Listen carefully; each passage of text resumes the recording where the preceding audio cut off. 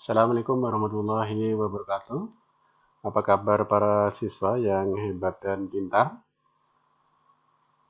Tentunya selalu sehat dan tetap semangat ya. Pada pertemuan hari ini kita akan mempelajari struktur dan fungsi tumbuhan, tentunya bersama dengan tim guru IPA SMPN 258 Jakarta, dengan saya Badar dan dengan Ibu Sri Woryanti SPD. Adapun tujuan pembelajaran pada pertemuan hari ini adalah peserta didik dapat membedakan struktur dan fungsi jaringan penyusun organ akar, batang, daun, dan bunga serta buah. Ya. Nah, perhatikan untuk peta konsep yang akan kita pelajari. Pada struktur dan fungsi tumbuhan nanti ada dua kelompok yang kita pelajari. Yang pertama adalah organ tumbuhannya, yang kedua adalah jaringan tumbuhannya. Nah, pada organ tumbuhannya nanti kita pelajari ada organ vegetatifnya, yaitu ada akar, batang, dan daun. Dan yang kedua adalah organ generatifnya, yaitu bunga, buah, dan biji. Sedangkan pada jaringan, ini cukup banyak, ya, ada jaringan meristem dan jaringan dewasa. Nah, kelompoknya. Kemudian yang jaringan meristem sendiri nanti ada meristem primer, jaringan meristem sekunder. Kemudian yang jaringan dewasa, ini ada jaringan pelindung, ada jaringan pengisi, jaringan penguat, dan jaringan pengangkut. Baik, untuk yang pertama, yaitu mengenai organ-organ tumbuhan.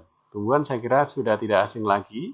Di sekitar lingkungan kita banyak sekali tumbuhan, dari tumbuhan yang berada di permukaan tanah sampai tumbuhan itu tinggi. Pada hakikatnya untuk organ-organnya hampir sama, terutama untuk tumbuhan tingkat tinggi, yaitu ada akar, ya, ada batang, ada daun, kemudian ada bunga, ada buah, dan ada bijinya. Untuk struktur akarnya, ini fungsi akar adalah untuk menyerap dan mengangkut air. Ya, garam mineral yang terlarut dari dalam tanah diangkut menuju ke daun. Ya, nah untuk sistem perakaran ini ada dua macam, bisa tumbuhan itu bentuknya akar tunggang ataupun akar serabut. Tetapi dari akar yang ada, ini ada yang mengalami modifikasi, yaitu perubahan fungsi, tidak hanya untuk menyerap dan mengangkut air, tetapi ternyata bisa juga untuk menyimpan cadangan makanan. Misalnya pada singkong, ini akarnya digunakan untuk menyimpan cadangan makanan, atau pada tumbuhan bakau, ini akarnya digunakan untuk bernapas. Ya. Kemudian berikutnya kita lanjutkan ke struktur dan fungsi batang. Nah, perhatikan gambar ini, saya kira sudah nggak asing lagi. Ini adalah gambar dari batang tumbuhan bambu. Sedangkan yang ini adalah gambar tumbuhan dikotil, ya, bercabang. Sedangkan ini monokotil, tidak bercabang. Ya. Apa fungsi batang? Fungsi batang adalah untuk menyokong bagian-bagian tumbuhan yang berada di atas tanah. Batang sendiri ada dahan, kemudian ada daun, ada bunga, buah, dan lain sebagainya. Ya. Dan juga sebagai alat pengangkutan air dan mineral dari akar menuju ke daun. Jadi setelah air masuk ke akar akan diteruskan melalui batang, ya, sampai ke daun.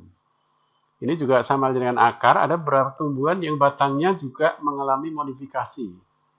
Jadi fungsinya tidak hanya juga untuk proses pengangkutan, tetapi untuk proses penyimpanan cadangan makanan. Contoh pada tumbuhan tebu.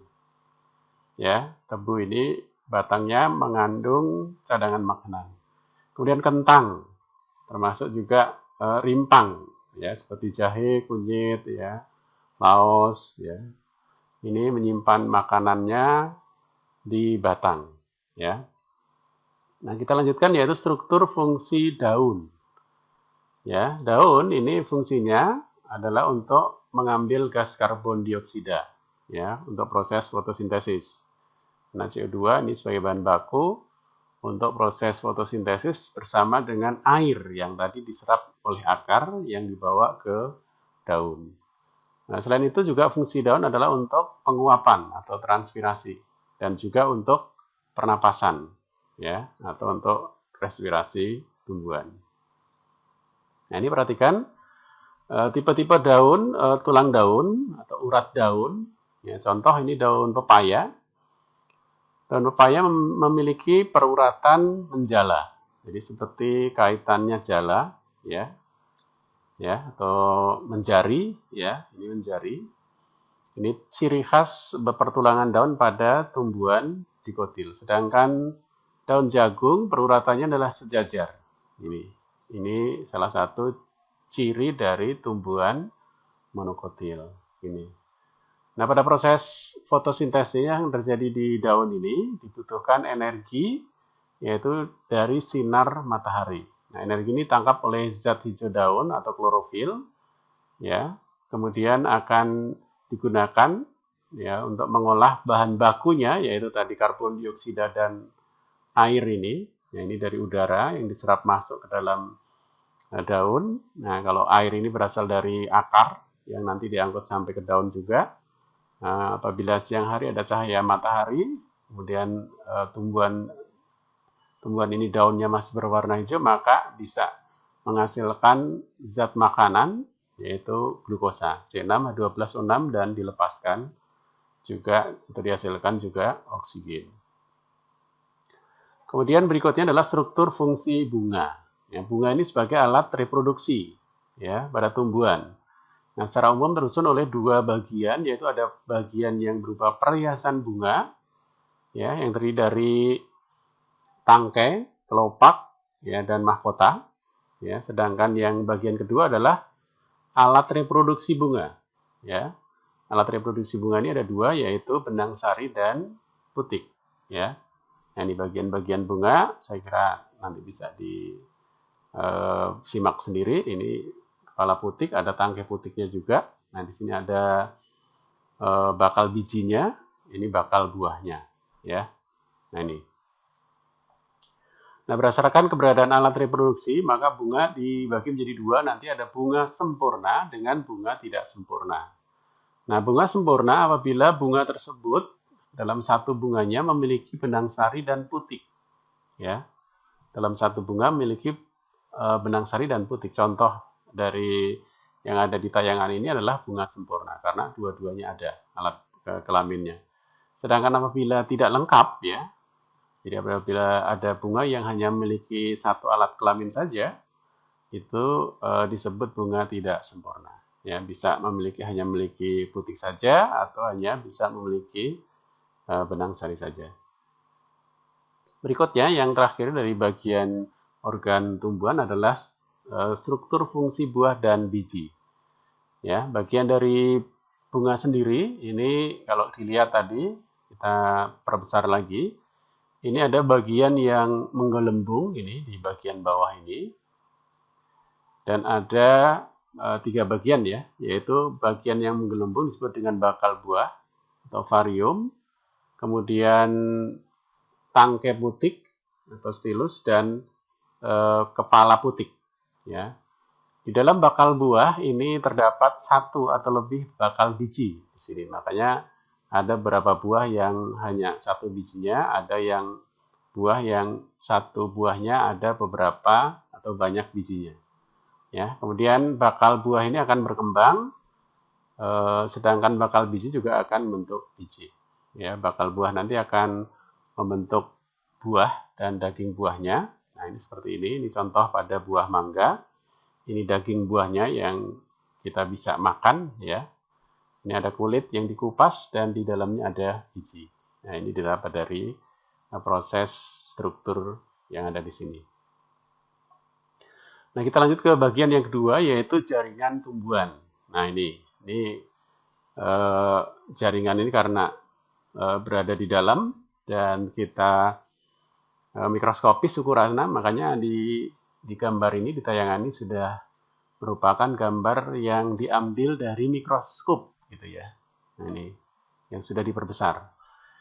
Nah, jaringannya nanti ada dua kelompok, yaitu jaringan meristem dan jaringan dewasa. Nah, jaringan meristem nanti ada dua, yaitu ada meristem primer, gitu, ya, dan jaringan meristem sekunder. Sedangkan pada jaringan dewasa nanti ada jaringan pelindung, jaringan pengisi, jaringan penguat, ya, dan jaringan pengangkut.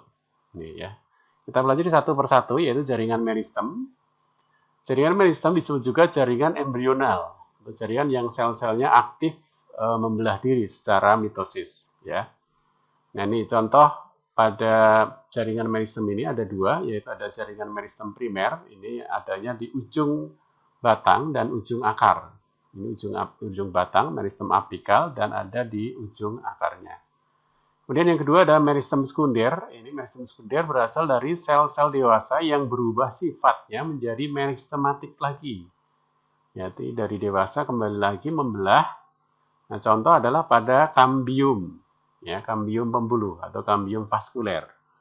Nah, ini yang ada di kayu ini, di batang ini ya. Jadi kalau ke dalam dia akan membentuk kambium, keluar akan bentuk lapisan gabus ya. Ini yang pertama, jaringan meristem. Yang kedua adalah jaringan dewasa, disebut juga jaringan permanen, merupakan jaringan yang bersifat non-meristematik atau tidak aktif membelah lagi, jadi nggak bisa membelah lagi. Nah, ada 4 nanti, yang pertama adalah jaringan pelindung, ini contohnya epidermis, ini bentuknya selapis. Ya, ini ada yang, ini letaknya biasanya di permukaan, ini melindungi jaringan yang ada di bawahnya, fungsinya. Ini kadang ada yang mengalami perubahan atau modifikasi, sehingga bisa membentuk stoma atau mulut daun, atau membentuk rambut-rambut atau trikoma.